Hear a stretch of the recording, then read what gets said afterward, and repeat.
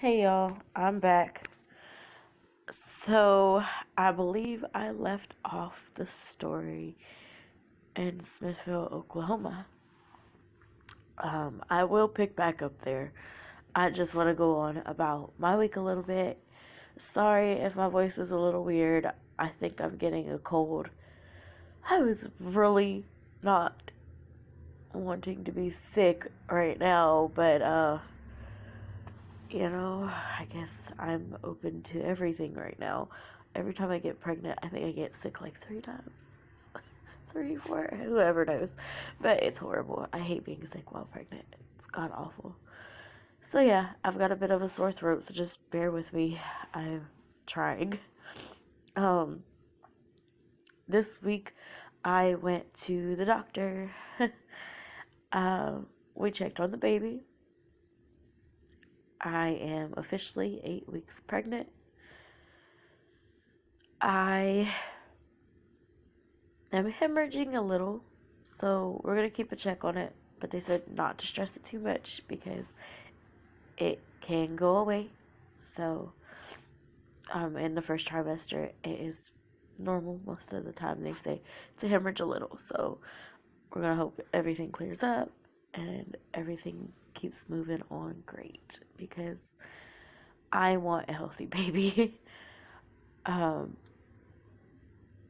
Once again, the guy that I am pregnant by, we're not together. Things have been rough there this week as well. I am a bit ashamed of myself because I pushed him away a lot. Because I've wanted him to be there and he hasn't been there where I need him. And so I've been an asshole and I pushed him away more than what he was distancing himself already. So, I feel awful about that. I can't change what I've already done, but I don't know. Hopefully things get better along down the road.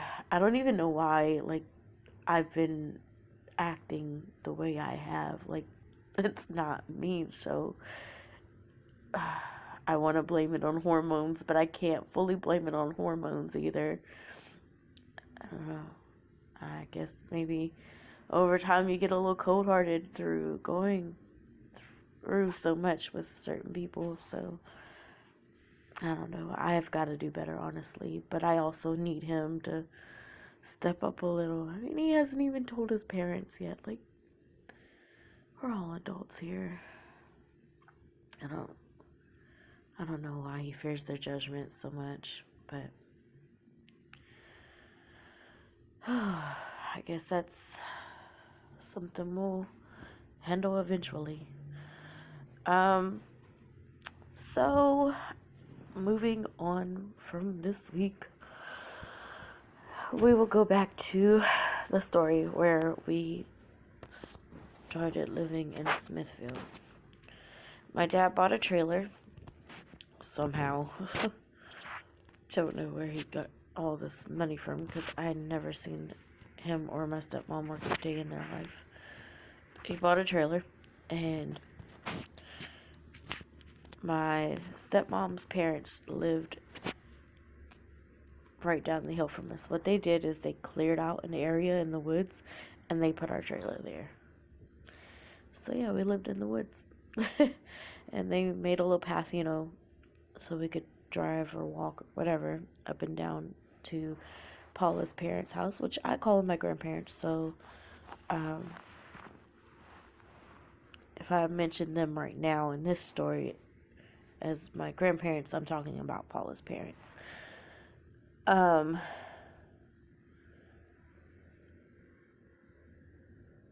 then around the corner, there was a little lady. I'm trying to remember what her name was, but I really can't. So I'm going to call her Polly because I believe my sister and I used to call her Polly, even though that wasn't her name. But she was a real sweet old lady, had no teeth, raised a bunch of guineas.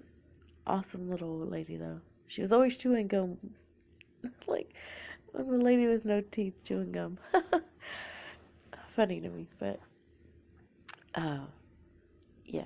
We used to go to church with her every Sunday because um, my grandparents actually ran the church that we went to. Our grandpa Cecil was the pastor, and my grandma, she did a lot of the fundraising for the church, which it was this tiny little church, so there wasn't too much going on, but it was enough.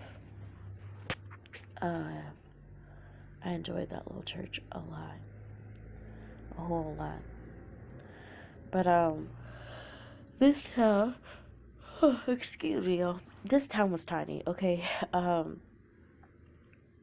the high school, middle school, and elementary school were all one school. It was pretty crazy. There was a separate building for the high school, but the elementary school and middle school were all in one building. And we had this really big playground. It was really nice. I loved the playground. Um, I always tried to make plenty of friends. I had one friend that I was really close with. And I know it is terrible to forget names.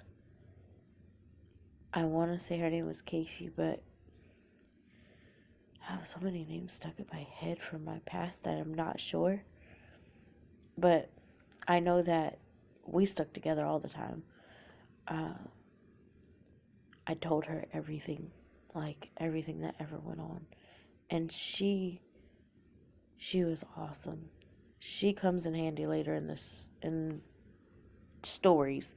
I don't want to get to that point in the story yet, but she was a very important person in how I got out. So, in this house, things were a lot more intense.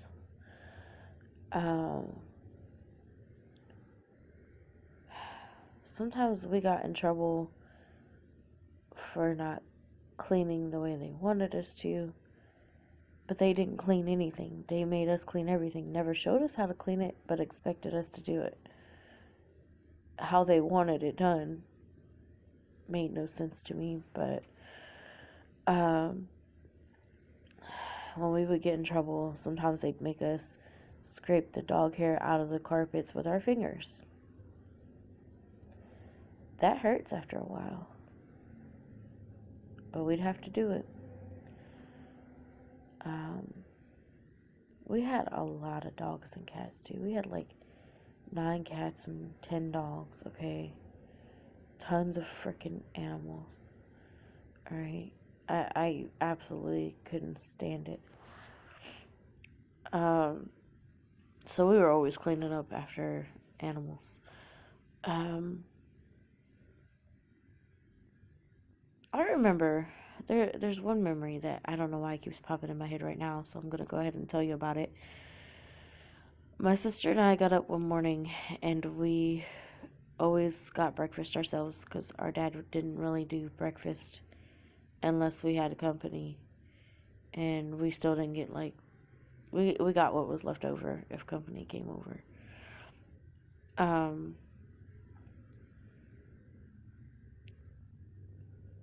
My sister and I usually ate Captain Crunch cereal, and we got the box out of the cabinet, and I don't know why it seemed so loud to my dad, but he said we closed the cabinet too loud, and he comes storming in the kitchen, and he picks me up by my ears. Y'all, I don't even want to know like how he had the strength to do this, but I can tell y'all one thing, that shit hurt. Point blank period.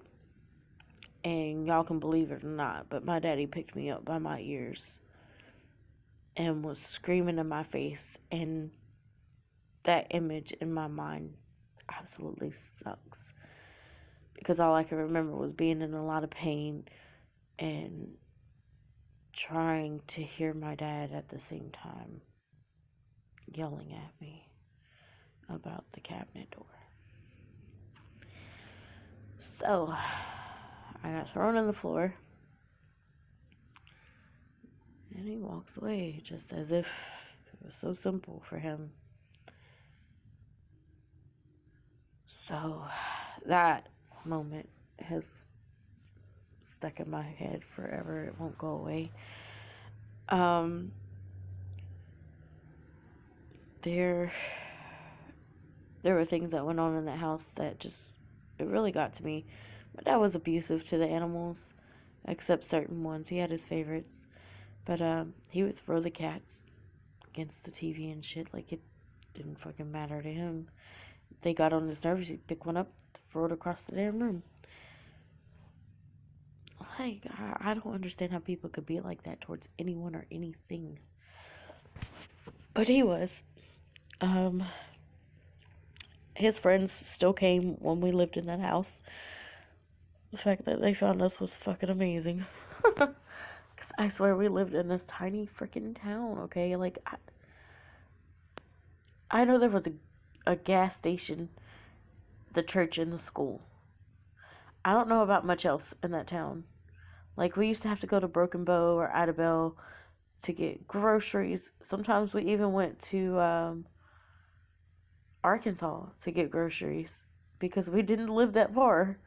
Like, I don't know. It was crazy how small that town was. But his friends would come over and they'd go hunting. My dad loved to hunt.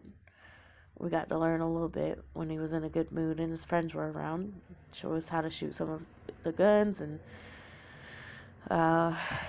thank God for Pat's son. He played with us sometimes too, and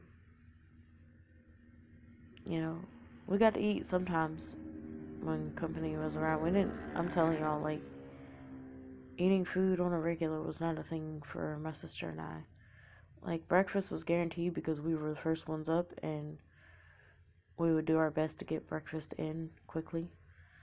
But anything after breakfast, we'd get lucky. Thank God for school. Like, we had food. Our dad just wouldn't let us eat. But, I can't remember why I started this story about his friends coming over. Oh, the drinking. So, of course, my dad is a serious drug addict. But, they would drink a lot too. Especially when their friends were around. Drinking was a big deal. So, all the grown-ups would be in the living room drinking. If there were no other kids from everyone else around, it would be just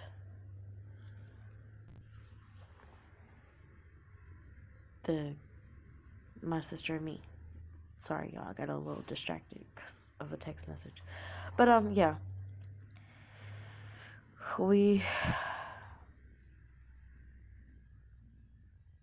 would pretty much be cleaning something while they're hanging out drinking and whatnot. And I remember my dad getting really drunk one night. And I mean, shit-faced, like, on the couch, bawling about how bad he felt. And they had the trash can sitting beside him. And everybody's laughing at him. And, you know, I'm just watching this from afar, okay? I'm in the kitchen at this point, just watching everything go down. And my dad manages to get up, and he's pissed at this point because everybody's laughing at him. And he goes and gets one of his guns.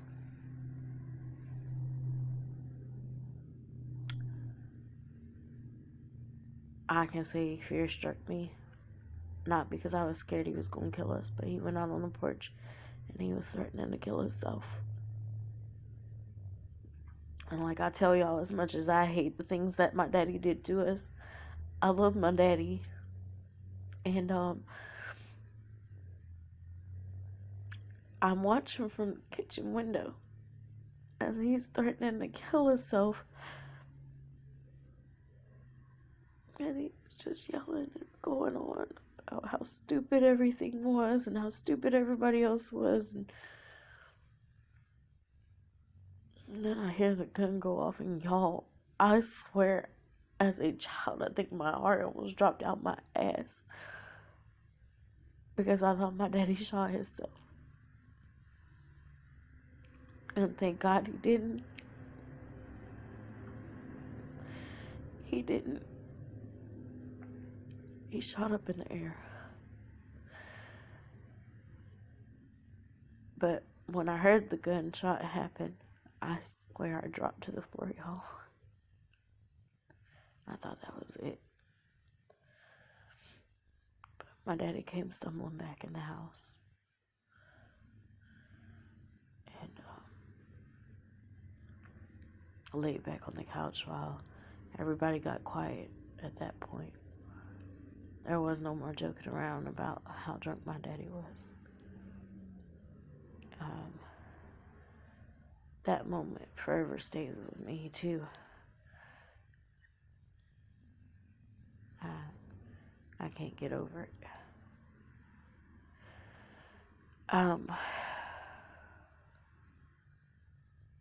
Christmas was always good in that house. Because my dad's parents would go buy a bunch of stuff first. And I think that they thought buying stuff first would keep us quiet, keep us around like they wanted us to be. Because, of course, they wanted their grandkids in their life. And they buy all this great stuff that we didn't get to play with. We'd get to play with it that day. I remember though one Christmas, they came from the city to stay with us, and I got to wear dirty underwear around my neck. The animals used to pull stuff out. I didn't leave my underwear laying around. We had designated areas for all this stuff. And my sister and I pretty much tried our best to follow the rules, because any rule we didn't follow, we got our ass beat.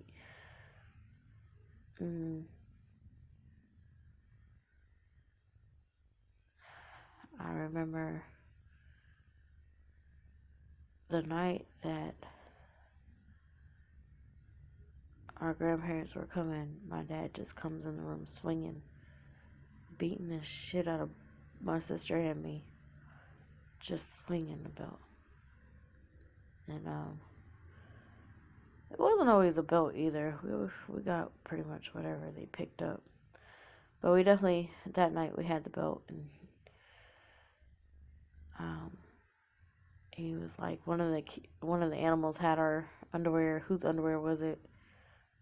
I claimed they were mine. I don't know whose they were, but Paula made me put them around my neck. It's not my fault that the animals pulled shit out of laundry baskets, but they acted like it was. So, got to wear dirty underwear around my neck. My grandparents came in that morning, and there I was with dirty underwear around my neck. And they eventually convinced Paula and James, my dad, to let me take the underwear off my neck. I hated stupid shit like that, but it was done. Another major memory that sticks in my head from that house is how my dad would leave because our great-grandmother was sick, and I guess, he was trying to visit her as much as possible. That's what he says. I don't know. This is the excuse we got, though, is that our great-grandmother was sick, and he was going to the city to check on her. And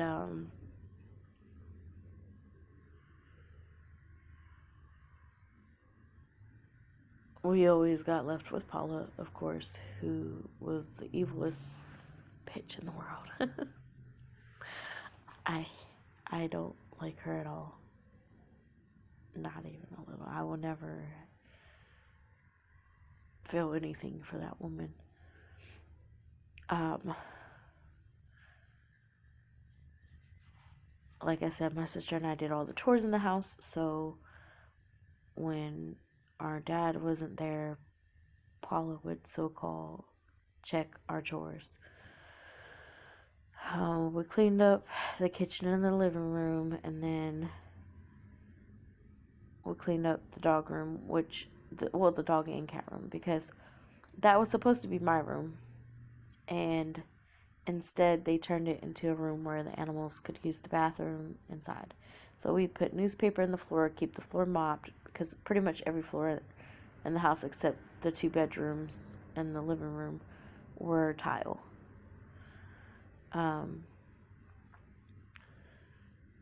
So we keep it mopped, keep the kitty litter boxes clean, keep the newspaper down for the dogs, make it look real tidy.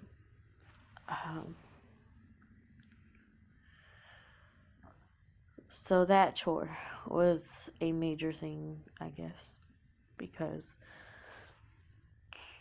we told Paula we were done with our chores, and she says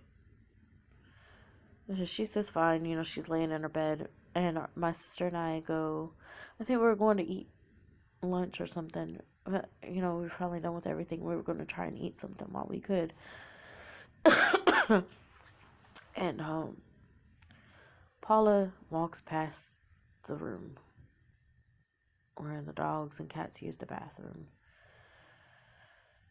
And one of the dogs, instead of peeing on the fucking newspaper, pissed on the floor. And she seen it.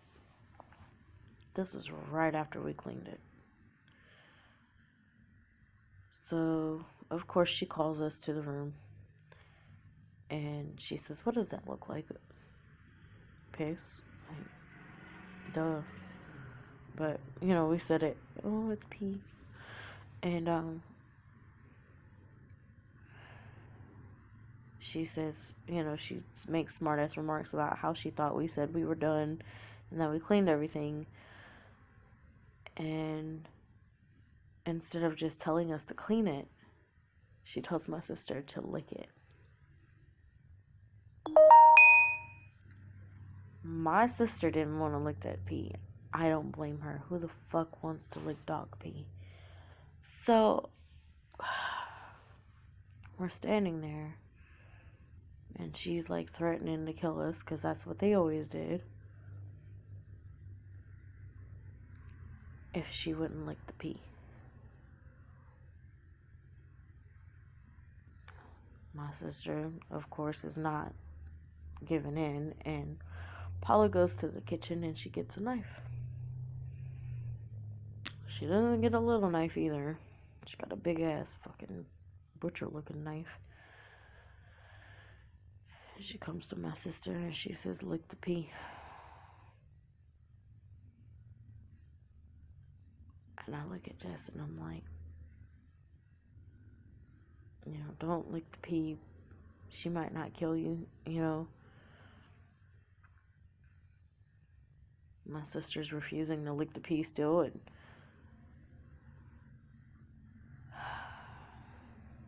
Paula starts cutting. My sister still has a bit of a scar on her neck where Paula started cutting.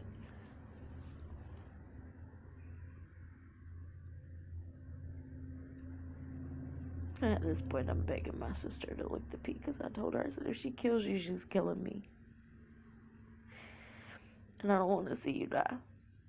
No, my sister.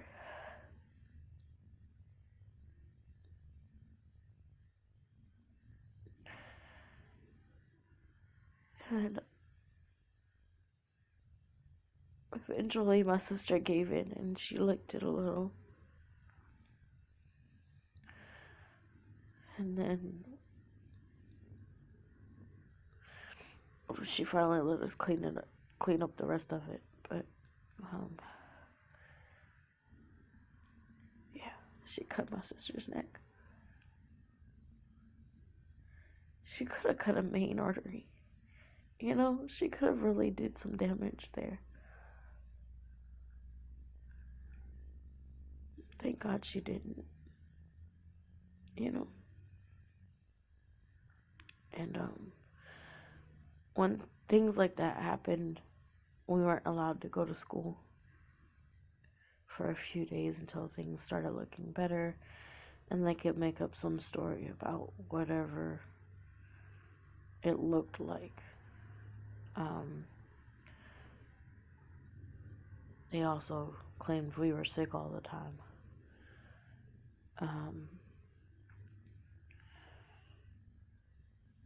I remember once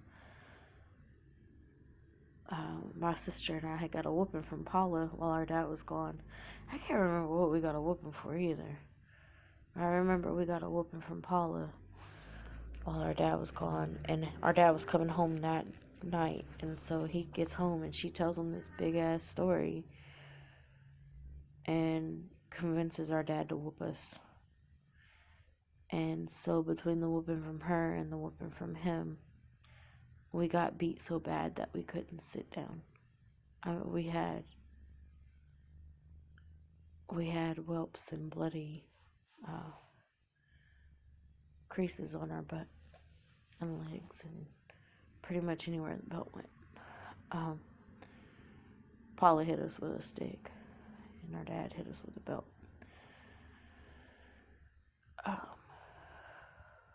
I'm sorry that these stories are so slow. I'm trying to keep from crying today, so I know the last video was a lot of tears. And I have a lot of memories, a lot of bad memories in these houses. And this one holds a lot of memories. There were times that we got put outside with no food. He'd give us a jug of water.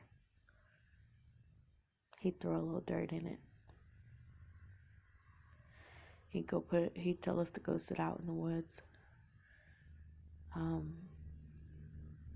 My sister and I had actually hidden a blanket, so that way when we got stuck outside, we'd at least have that. But we'd get stuck outside for days. He'd put us out there when he got pissed and leave one of us in and don't get caught trying to sneak food, you know. You damn near got killed. I mean, my daddy would beat the shit out of me because my sister, for some reason, got put outside a lot more than I did. I don't know why, but I got put outside quite a few times too. But she got put outside a lot, and I'd try to sneak her food. Like, fuck it, you're not telling me. You know, I'm not.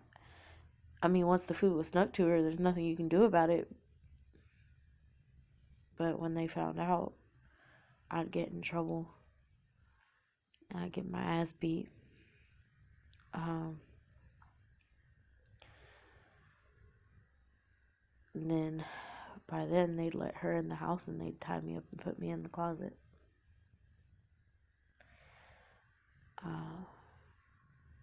Shit like that killed me because, like I said in the last video, being in that one room, you don't know when you're coming out. You don't know who you're going to see next. My sister she'd sneak me food and water.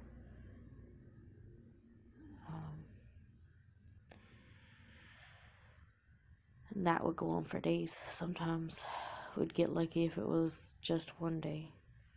But some days it would be a lot of consecutive days in a row. There's another memory that sticks in my mind from this house. I'm trying to steer away from the worst one. So, some of these will be small. They're not in chronological order whatsoever. They're just memories that I have stuck in my mind.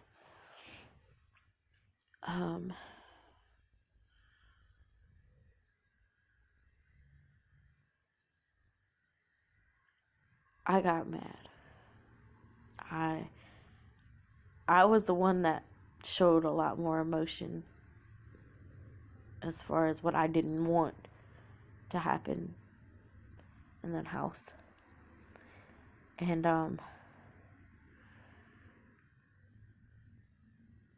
there was one point that I said I didn't want to do anything anymore because I was tired, you know.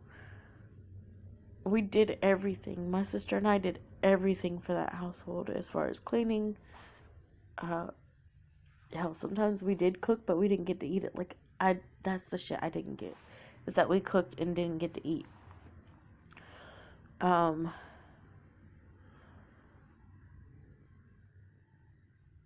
So they took me completely literal, as I don't want to do anything anymore.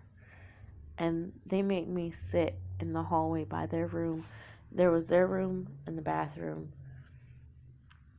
in the hallway, and then the dog and cat room right behind that. So I'm sitting in front of their room.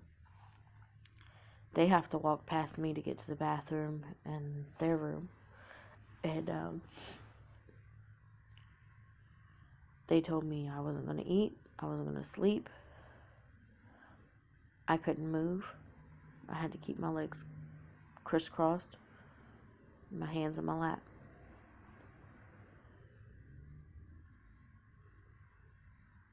Since I said I didn't want to do anything, I could do what they told me to do, and that was it. I couldn't use the bathroom. That was really hard because for 2 days I sat there and I had to pee on myself.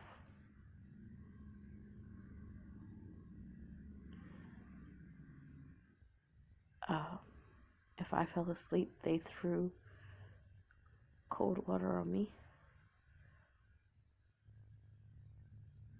I remember at one point I fell asleep and Paula started ripping my hair out of my head. And then she poured cold water on it.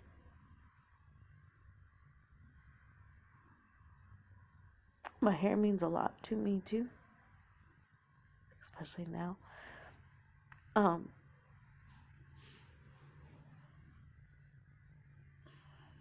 not gonna cry, y'all. I'm trying not to. I barely popped a tear this whole video. But yeah, that's one of those. I think she ripped 3 spots of hair out of my head that night for falling asleep. And then she poured the cold, I'm pretty sure she was putting it in the freezer. It was really cold water. And she threw it on me. Told me to wake up. For 2 days that went on. Until I begged them. I said, I'll do anything. I'll do everything. You know? But I begged them to let me go take a shower. I needed to poop. Especially after 2 days of holding it in as a kid. I needed to poop. I needed just to be able to move again. My body hurt so bad from sitting in that one spot for 2 days. And I never made that mistake again. Telling them that I didn't want to do anything. They took it very literal. They went to an extent that they didn't need to go to. You know, they did that with a lot of things. The day that Paula cut my sister's throat, she didn't have to go to that extent. It was fucking pissed. We could have mopped it up. She could see the rest of the room was clean. Like, one of the dogs just happened to go in there right after we were done and piss on the floor. Like, that wasn't our fault.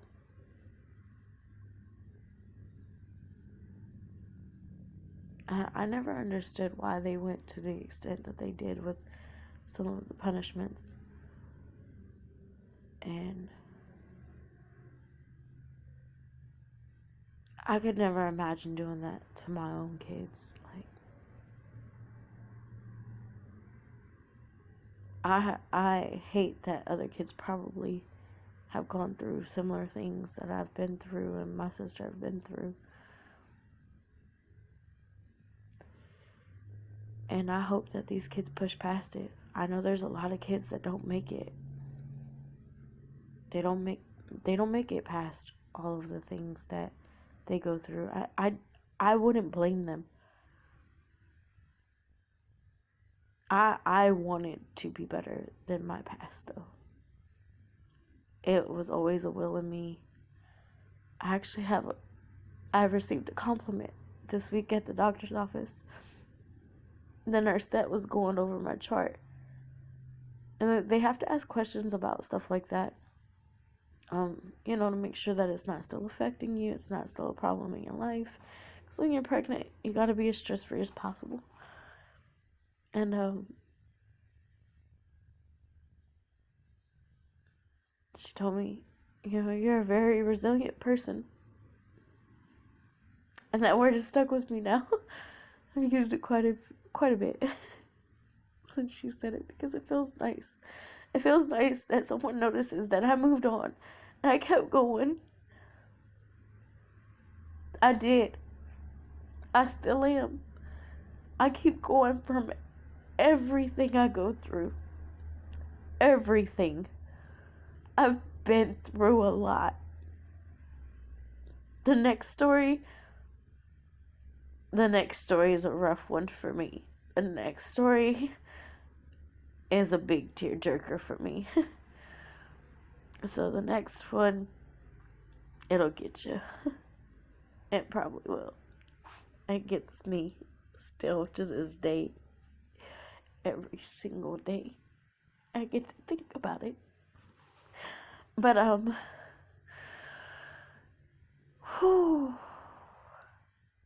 that compliment from the nurse was really nice, because you don't always feel like you can keep going. But I have a reason to, I have my 3 kids and my one on the way. And they make me happy. I don't know how anybody could have treated their kids like we were treated when we were kids. How could your kids make you that upset? How are kids that much of a nuisance in your life? How? My kids mean everything to me. Everything. They are absolutely amazing. I couldn't ask for anything better in my life. I don't have the perfect, beautiful life. I live in an income-based apartment that I still can barely afford because they're not based it off of your income. I live in what people call the projects, but I keep to myself. I do my best to keep it clean. And it's not easy every day, especially when you're depressed. You come in and you look at shit and you're like, well, I'll just do it tomorrow. Because you can't get out of your head. And then you add on the extra shit from day to day. I've got stuff going on right now, of course, because I can't seem to be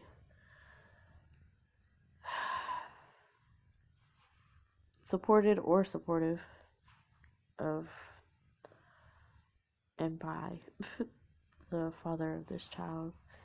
So that's adding in a factor to the normal things that I had going on before. But I do. I still make it. I want to make it. I hope that other people can see this and learn to be a bit more resilient. Keep going and know that no matter what, you can move on. You can make your life better. my life is 100 times better. Definitely. I hope that you all get inspired, really. I hope something comes from this for you all. But I'm going to stop rambling on now. I hope you all enjoyed. Look forward to the next one. Especially if you like to see the raw emotion, because it's definitely going to come out. It's pretty much the big story of my childhood. But thanks again, y'all, for listening. And I'll see y'all again soon.